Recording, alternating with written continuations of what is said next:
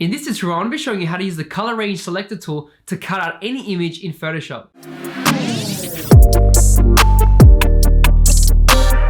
So you can see here, I downloaded an image of an orange or a mandarin, I don't know. It looks like an orange, but it's from Unsplash and it's got a nice blue background with a contrasting, obviously the orange color and the green leaf there, which is really cool. So I thought this would be a good example for an image to use. So what we want to do is you want to go to your layers panel, and I've just got a simple layer here. And then what we want to do is go to the top left menu on the corner and click select. Go down to color range. Once you get that, you'll get a box that pops up. So what this does is Photoshop will make a selection based on the colors that you select on the photograph. So it will read the pixels. So right now you can see I have this fuzziness meter, so I can decrease or increase it. So it pretty much increases or decreases the lightness. So it will select certain pixels. So you can see the preview here, it changes, and that's what it will select. But typically I keep it pretty high because I want to just select the orange. I don't want to select anything else. And what you can do is you want to sample the background. So you can see how the image changed when I clicked my eyedropper and left click on the background. If I select the orange, it will invert it and just select the other colors and not the background. So I can either select the background and cut it that way or select the orange. I mean the mandarin. And you can see the fuzziness. If I decrease it, it loses that effectiveness or coverage over the actual fruit. But if I bring it up to like 200, you can see it starts to select more of it. And then what I can actually do is if I hold Alt and use my mouse wheel, I can zoom in. And you can see some of the dark areas. I want to make sure that I'm selecting everything in white. So I can click the plus eyedropper tool and start to plus some of these green areas and lighter areas on the mandarin. But you can see you want to make sure that you don't select the white because it's going to select too much. So I just want to select some of the green parts and we'll plus that, some of the dark orange areas, as you can see there.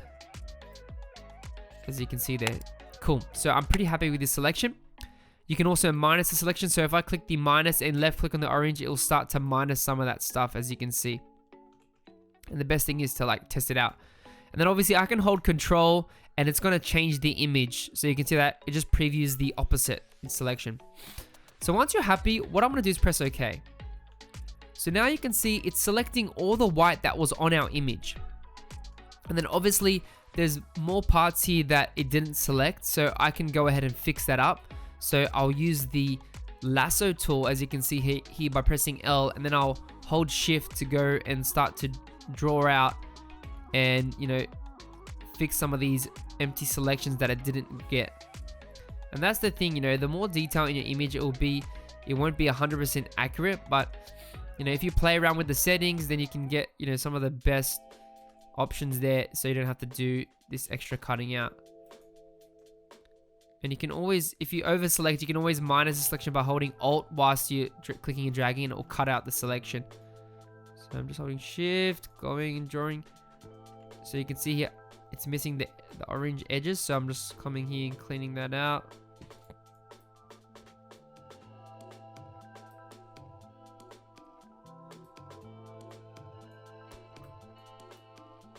And then you can see here, I don't want the bottom blue bit, so I'll cut that out. I'll hold Option or Alt and then drag around that to cut it out.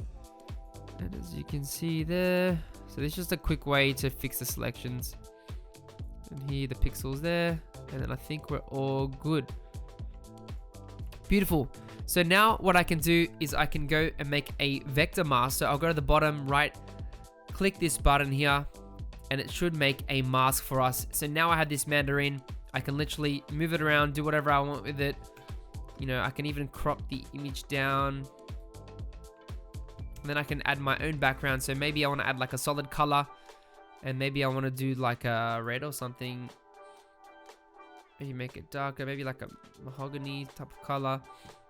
And you can see there that I can do whatever I want. And then obviously like some of the selections I can go in here and fix up. So I can use my brush tool and start to paint those out if there's like anything that's a bit messed up.